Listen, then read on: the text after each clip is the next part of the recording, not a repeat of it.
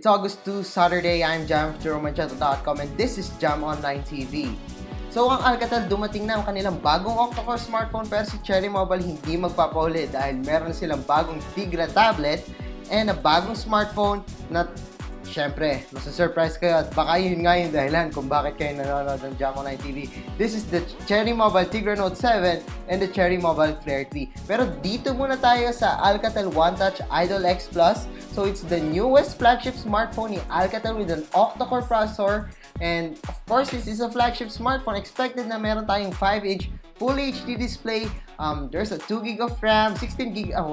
This is a 32GB smartphone with a 32GB internal storage. Of course, there's HSPA Plus. That's HSPA Plus. There's no LTE because it is just using a MediaTek processor. Kasi most of the time, Qualcomm lang yung nag-support ng LTE. And if meron si MediaTek, most of the time meron silang modem na dinadagdag. Pero don't worry, by MediaTek 6595, gagana na. Meron na talagang built-in LTE modem dun sa mga processors nila.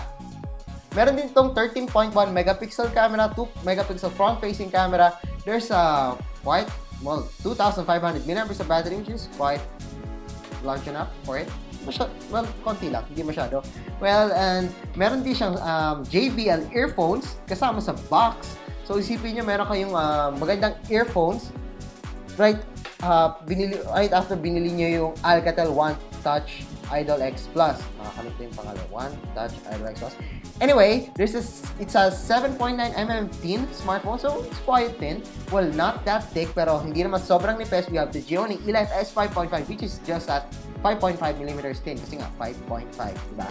So, yeah, I think it's thin, pero there are a lot of competitors sa local brands and of course sa international markets. Si Alcatel One Touch Idol X Plus. The price of this smartphone is 18,990. Not that bad. Not that bad for an Alcatel. Pero if you compare it to local brands, medyo steep yung price niya kasi local brands have an octa-core processor smartphones at 12,000, 14,000. I think the max is 16,000. I'm not sure. Pero medyo dikit-dikit lang yung price nila, 12 to 16, 14 yung ano. And then the Alcatel One Touch Idol X Plus is at 18,990. Pero meron pang isa, it's their Boom Band or the wearable devices. So para siyang Sony Smart Band, pero it only tracks your steps and distance walk or run or perman, and then calories burned. Basically, it's like the Smart Band without the tracking of text messages and calls and everything outside fitness. So basically, this is just for fitness, the Boom Band, the Alcatel Boom Band. It will be available soon for 1,990. Yes, it's just at 1990. Sobrang okay yung price ng Boom Band. If you're into fitness, probably you'll get this one. And bago ko makalimutan, meron din siya notification lights unlike the Smart Band. So makikita niyo if meron kayong text, meron kayong call, or meron kayong notification, or whatever that is. Alright? So, last week, sinabi ko sa inyo na merong bagong tablet si Cherry Mobile is the Tigra Note 7. Unfortunately, iba yung pictures na binigay ko and iba rin yung lumabas dun sa event kasi this one is the second generation Tigra Note 7. Medyo same lang yung specifications. Sabihin ko na lang yung specification of the Cherry Mobile Tigra Note 7. It has a 1.8 GHz Tegra 4 quad-core CPU with 72 core. Imagine that, 72 core of NVIDIA GeForce GPU. So, alam nyo na talagang maganda to for gaming. Actually, this processor was announced last year. Actually, the Tigra Note 7 was last year pa. And then this year is the Tigra K1, which can be found on the Mi Pad. Wala namang problema doon. The Tigra Note 7 runs quite good. I played Asphalt 8 during the launch last Saturday.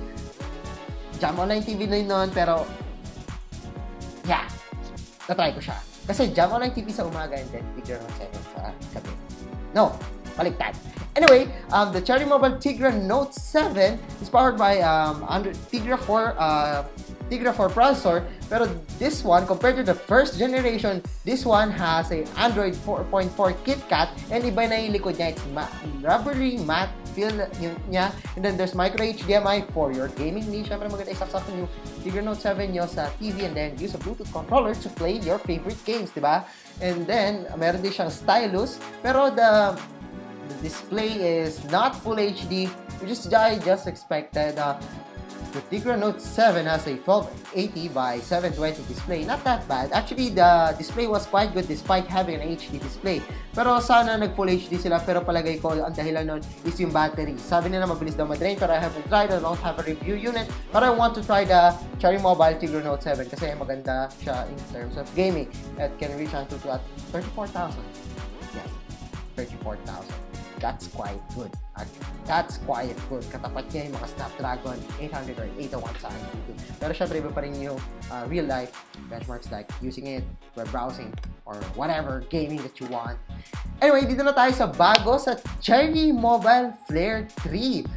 Yes, ang pinaka-exciting, ang pinaka-sikat siguro na Flare, na series, actually not the Flare series, the series sa Cherry Mobile, ang Cherry Mobile Flare. If you can still remember, a few years back, 2 years ago yata, or 3 years ago, no, it's that 2 years ago, when the Cherry Mobile Flare was announced, lahat nagulat. That time, the dual-core processor was so rare, and 10,000 pesos ka lang makakuha yata and up ng dual-core processor. Pero the Cherry Mobile Flare, that time, changed the way the local industry, the local Android industry, whatever, basta local market. Yes, local brands.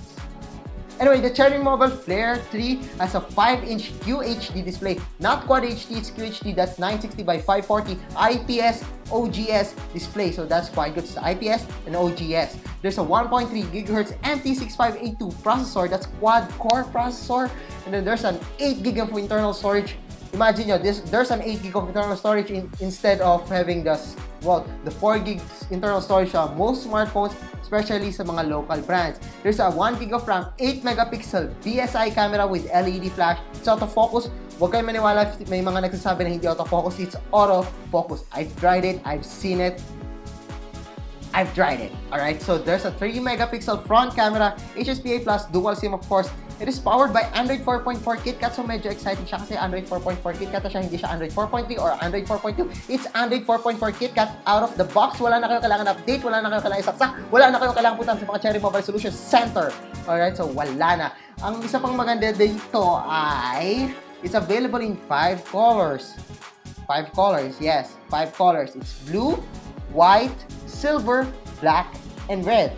Yes, maganda yung kulay niya.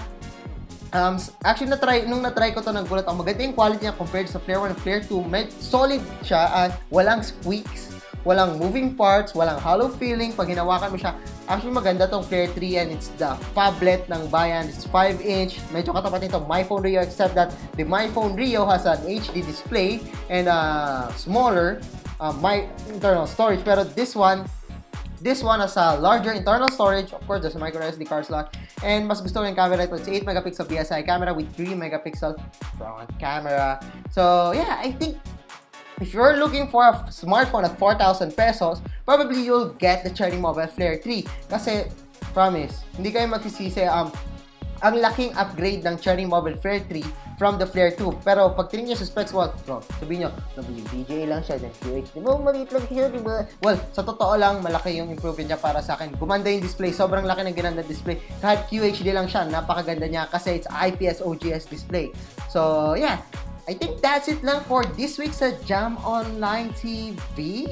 Yeah, I think that's it lang for Jam Online TV this week. So, don't forget to check out my YouTube channel every Saturday para abangan nyo ang Jam Online TV every Saturday. Yes, it's every Saturday. Abangan nyo po ang Jam Online TV.